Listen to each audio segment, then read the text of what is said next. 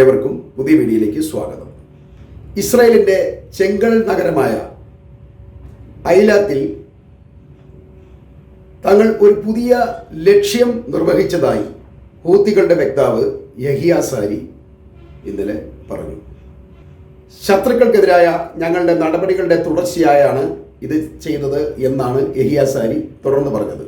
Palestine, Lebanon, Gaza തുടങ്ങിയ സ്ഥലങ്ങളിലെ ജനങ്ങളുടെ മേലിലെ അടിച്ചമർത്തലുകൾ അവസാനിപ്പിക്കുന്നത് വരെ ഇത്തരം ആക്രമണങ്ങൾ ഞങ്ങൾ നിരന്തരമായി തുടർന്നുകൊണ്ടിരിക്കും എന്നാണ് യഹിയ സാരി ഇതോടൊപ്പം തന്നെ കൂട്ടിച്ചേർത്തത്. ഈ ഐലാത്ത് എന്നൊരു പറഞ്ഞ നഗരം ഇസ്രായേലിനെ സംബന്ധിച്ച് വളരെയധികം പ്രാധാന്യമുള്ളൊരു സ്ഥലമാണ്. ഈ ഐലാത്തിലെ റഷ്റാഷ് എന്നൊരു പ്രദേശത്താണ് ഇവരെ കൊണ്ട് നിരവധി ഡ്രോണുകൾ ഉപയോഗിച്ച് അടിച്ചത്. കാര്യമായ നഷ്ടം വരുത്തിയിട്ടുണ്ട്. ഒരുപാട് നഷ്ടം ഇവർക്ക് ഇസ്രായേലിൽ ഇവർ വരുത്തുന്നുണ്ട്. പക്ഷെ ചില ഭാഗങ്ങൾ, ചില കാര്യങ്ങൾ ഏതൊരു വിഷയത്തിലും വരുമ്പോൾ, നഷ്ടം വരുമ്പോൾ നമുക്ക് വളരെയധികം ദുഃഖം ഉണ്ടാവും എന്ന് പറഞ്ഞതുപോലത്തെ ഒരു സ്ഥലമാണ് ഐലാത്ത് എന്ന ഒരു സ്ഥലം. അവിടെ റഷ്റാഷ് എന്നൊരു നഗരം എന്ന് പറഞ്ഞാൽ ഇവരെ സംബന്ധിച്ച് വളരെയധികം പ്രാധാന്യമുള്ള ഒരു സ്ഥലമാണ്. കാരണം ഇത് അവരുടെ ഒരു ചരിത്ര നഗരമാണ്. അതായത് 1949 ഒക്ടോബർ 10 ഈ ഐലാത്ത് എന്നൊരു നഗരം ഇസ്രായേൽ പിടിച്ചെടുക്കുന്നത്. അവിടെ ഇരുന്നിട്ട് പതാകയൊക്കെ നാട്ടി. അപ്പോൾ ഈ സ്ഥലം എന്ന് പറഞ്ഞാൽ അവരെ സംബന്ധിച്ച് വളരെയധികം അഭിമാനകരമായ ഒരു സ്ഥലമാണ്. അതുകൊണ്ടാണ് ഞാൻ പറഞ്ഞത് അവിടെ ചരിത്ര സ്മാരകങ്ങൾ, പുരാവസ്തുക്കൾ ഇവയൊക്കെ സൂക്ഷിച്ചിരിക്കുന്ന ഒരു സ്ഥലമാണ്. അവർ വളരെ കെയർ ചെയ്ത് സൂക്ഷിക്കുന്ന വളരെ ഭംഗിയുള്ള ഒരു നഗരമാണ് ഈ റഷ്റാഷ് എന്നത്. ഇത് ഐലാത്തിലാണ്. അപ്പോൾ അവിടേക്കാണ് ഇവർ ഡ്രോണുകൾ വെച്ച് തുര അട്ടിച്ചത്. ഏതാണ്ട് ന്യായമായ രീതിയിൽ അവർ അവിടെയെല്ലാം തകരാറ് സംഭവിച്ചിട്ടുണ്ട്.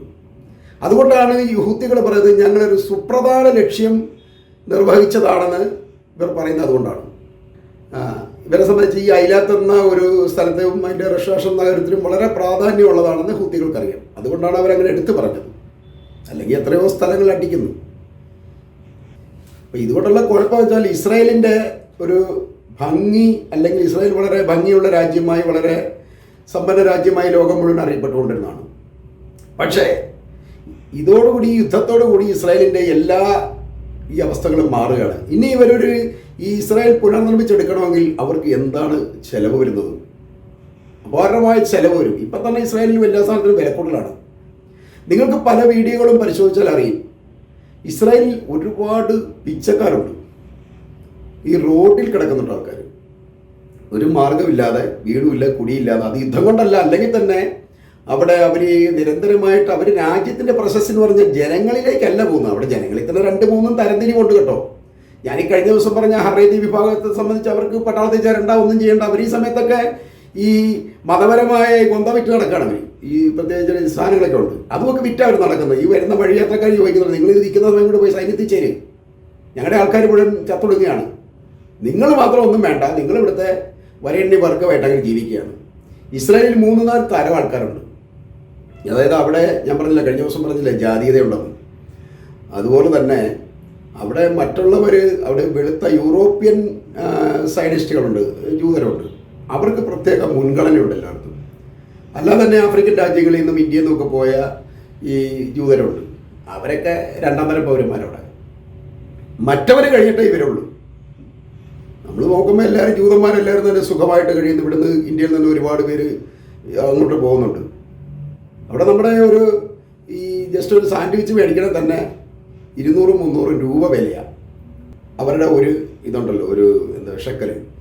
അതായത് അവരുടെ ഒരു ഷെക്കൽ നമ്മുടെ ഇന്ത്യയുടെ 23 രൂപയും കണ്ടാണ്. അപ്പം അത് വെച്ച് കണക്ക് കൂട്ടുമ്പോൾ അവിടെ വലിയ വിലയാണല്ലോ സാധനം. എന്നാൽ അതിന് ശമ്പളം അവർക്ക് കിട്ടുന്നില്ല കേട്ടോ. അതല്ല ഇപ്പം നമ്മൾ ഗൾഫിലേക്കൊക്കെ പോലും നമുക്ക് നഷ്ടമായി മാറുന്നത്. 2000 റിയാൽ കിട്ടി കഴിഞ്ഞാൽ 40,000 രൂപയാകുന്നുള്ളൂ. അതൊരു പാഷനാണ്, വിദേശത്ത് പോവുക. പിന്നെ കുറേ നാൾ വിദേശത്ത് താമസിക്കുക എന്നുള്ളൊരു നല്ലൊരു കാര്യം തന്നെയാണ്. കാരണം നമ്മളെ സംബന്ധിച്ച് നമുക്കൊരു ഒതുക്കം ഉണ്ടാവും. അതായത് ഒരു സംയമനം പാലിക്കാനുള്ള ഒരു കരുത്ത് നമ്മൾ ഈ വിദേശ ജീവിതത്തിലൂടെ നമുക്ക് നേടുന്നുണ്ട്. പറയാതിരിക്കാനൊക്കെ ഇല്ല. നമ്മുടെ നാട്ടിൽ തന്നെ ശ്രദ്ധിച്ചറിയാം, വിദേശത്ത് ജീവിച്ച പല ആൾക്കാരും വളരെയധികം സമാധാനമായി, അവർക്ക് ഒരുപാട് കാര്യങ്ങൾ നല്ല രീതിയിൽ മുന്നോട്ട് പോകണമെന്നൊക്കെ ആഗ്രഹമുണ്ട്. ഞാനിതാരെയും കുറ്റപ്പെടുത്തുമൊന്നും അല്ല കേട്ടോ. അപ്പോൾ എന്തായാലും ഇസ്രായേൽ നഗരം ഇപ്പോൾ അങ്ങനത്തെ ഒരു അവസ്ഥയാണ്. ഈ പിച്ചക്കാരായി വൃത്തിഹീനമായി കിടക്കുന്നു. എല്ലായിടത്തും പൊട്ടിത്തെറിച്ച സാധനങ്ങളാണ് കിടക്കുന്നത്. ഈ എന്നും ഇസ്രായേൽ ഇങ്ങനെ കടമാനം വീടും ഇതാരേത് വൃത്തിയാക്കുന്നത്?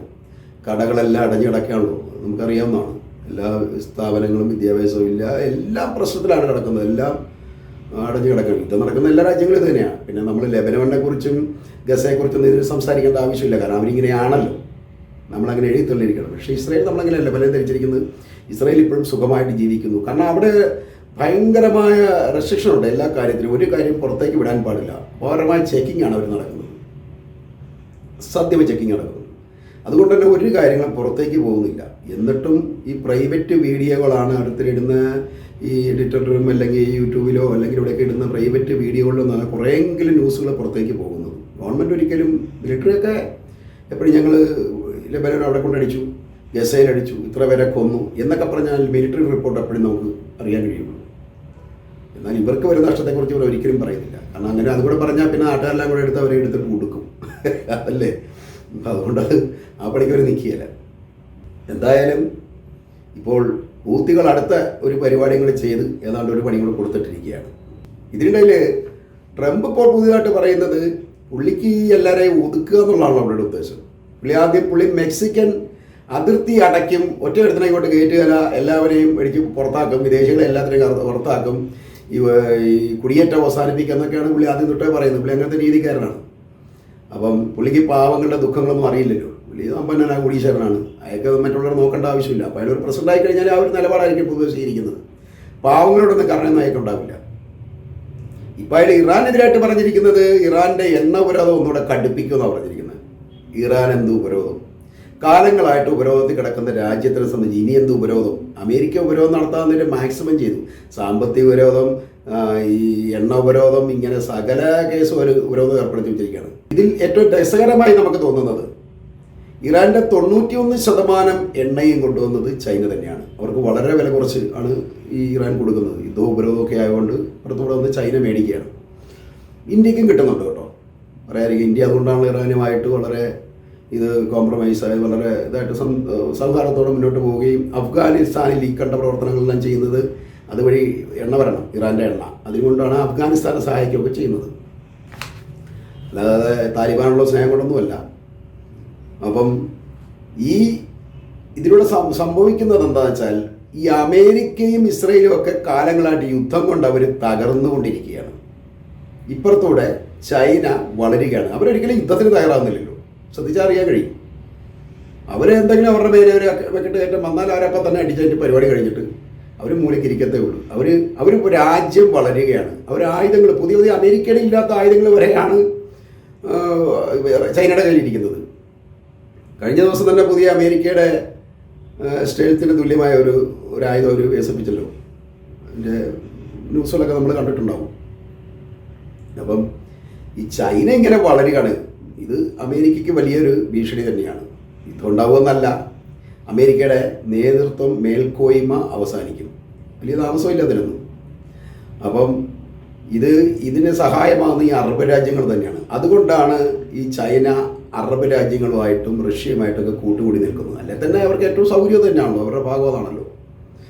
അപ്പം അവരാ ഒരു നിലപാടാണ് സ്വീകരിക്കുന്നത്. അമേരിക്കയോ അപ്പുറത്ത് യുദ്ധം ചെയ്ത് നശിപ്പിക്കുകയും സ്വയം നശിക്കുകയും ലോകം മുഴുവൻ വെറുപ്പ് സമ്പാദിക്കുകയും ചെയ്യുകയാണ്.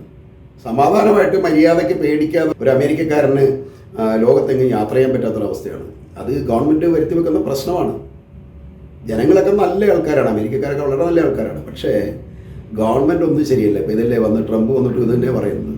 പുള്ളിയും പറയുന്നത് ഇനി ഞാൻ ഉപരോധം ഏർപ്പെടുത്തും, സംഭവം മൂപ്പിക്കാനാണ് പുള്ളി നോക്കുന്നത്. അല്ലാതെ ഇത് എന്തെങ്കിലും കോംപ്രമൈസായി തീർപ്പായി ഇറാനായിട്ടൊക്കെ ഒത്തു പോവുക, അതായത് ശക്തനുമായിട്ട് സന്ധി ചെയ്യുക എന്നൊരു ചാണക്യം പറഞ്ഞിട്ടുണ്ട്. അതുപോലും അമേരിക്കയ്ക്ക് അറിയില്ല. അപ്പം അത് അമേരിക്കയുടെ തോൽവി തന്നെയാണ്. ഇപ്പുറത്ത് എന്നാൽ യൂറോപ്പ് ആകെപ്പാടെ ക്ഷയിച്ചിരിക്കുകയാണ്. അപ്പോൾ യൂറോപ്പിന് ഇത് കൂട്ടുപിടിച്ചിട്ട് വലിയ കാര്യമൊന്നുമില്ല. യൂറോപ്പിൽ അപ്പോൾ അധികം സാമ്പത്തിക മാന്ദ്യമാണല്ലോ, ഭയങ്കര സാമ്പത്തിക മാന്ദ്യമാണ്. അതുകൊണ്ടാണല്ലോ നമ്മുടെ നാട്ടിലേക്ക് വിദ്യാഭ്യാസത്തിനൊക്കെ പിള്ളേരെയൊക്കെ വിളിച്ചങ്ങോട്ട് കൊണ്ടുപോകുന്നത്. കണ്ടവനാണ് നമ്മുടെ നാട്ടിൽ നിന്ന് പിള്ളേരെ കൊണ്ടുപോയി അവിടുന്ന് കാര്യം മേടിച്ച് അവിടുത്തെ നിലനിൽക്കണമെങ്കിൽ അവരുടെ യൂണിവേഴ്സിറ്റിയൊക്കെ നിലനിൽക്കണേ ഇതേ മാർഗ്ഗമുള്ളൂ. വിദേശത്തുനിന്ന് വിദ്യാർത്ഥികളൊന്ന് പഠിക്കുക, ഇതൊക്കെ തന്നെ അവർക്ക് മാർഗ്ഗമുള്ളൂ. പണ്ട് നമുക്ക് സ്വപ്നം കാണാൻ പറ്റുമായിരുന്നോ ഈ വിദേശത്തൊക്കെ പോയി പഠിക്കുക എന്നുള്ളത്? ഇപ്പോഴത്തെ കൊച്ചു പിള്ളേർ വരെ ചുമ്മാ പോവുക, 10 പൈസ കൊടുക്കാതെ അവിടെ ചെന്ന് നമ്മൾ അടയ്ക്കുന്ന പണം തന്നെ അവർ അടുത്ത കൊല്ലം കൊണ്ട് തിരിച്ചു തരാം, നിങ്ങളൊന്ന് പഠിക്കുക എന്നൊക്കെ പറഞ്ഞ് അവർ വിളിച്ചു വരുത്തുക പലരും. അവൻ്റെ ബുദ്ധിയും കഴിവുമൊക്കെ ഇതിനെ മറ്റു രാജ്യങ്ങൾ വിലക്കെടുക്കുക. അതുകൊണ്ടാണ് ഇന്ത്യക്കാർക്ക് വിദേശത്ത് ഈ ചാൻസും കൂടി കിട്ടുന്നത്. നമ്മൾ പൊതുവെ പാവങ്ങളാണ്, വലിയ കുഴപ്പമൊന്നുമില്ല, എവിടെയെങ്കിലും പോയി നട്ടം തന്നാലും മേടിച്ചുകൊണ്ടിരിക്കും, ശല്യമൊന്നും ചെയ്യുകയില്ല, ആ ഒരവസ്ഥയാണ്. അതുകൊണ്ട് നമുക്ക് ലോകം മുഴുവൻ നമ്മളെ സ്വീകരിക്കും, ഒക്കെ നല്ല കാര്യം തന്നെയാണ്. പക്ഷേ ഇതിലൂടെ നമ്മളും ഈ വളരുകയാണ്. ഇത് ഇവരാരും മനസ്സിലാക്കുന്നില്ല. നമ്മളെല്ലാം വളർന്നൊരു സെറ്റായി കഴിയുമ്പോൾ കുറച്ച് കഴിയുമ്പോൾ നമ്മൾ എഴുന്നേറ്റ് നിൽക്കും, ലോകശക്തിയാണ് ഞങ്ങൾ, വാ എന്ന് പറഞ്ഞ് വെല്ലുവിളിക്കും. അപ്പോൾ ഈ അമേരിക്കയൊക്കെ അന്ന് തൂഫാനായി മാറും. എന്തായാലും ഈ വീഡിയോ ഞാനിവിടെ അവസാനിപ്പിക്കുകയാണ്. അപ്പം ഏവർക്കും നന്ദി, നമസ്കാരം.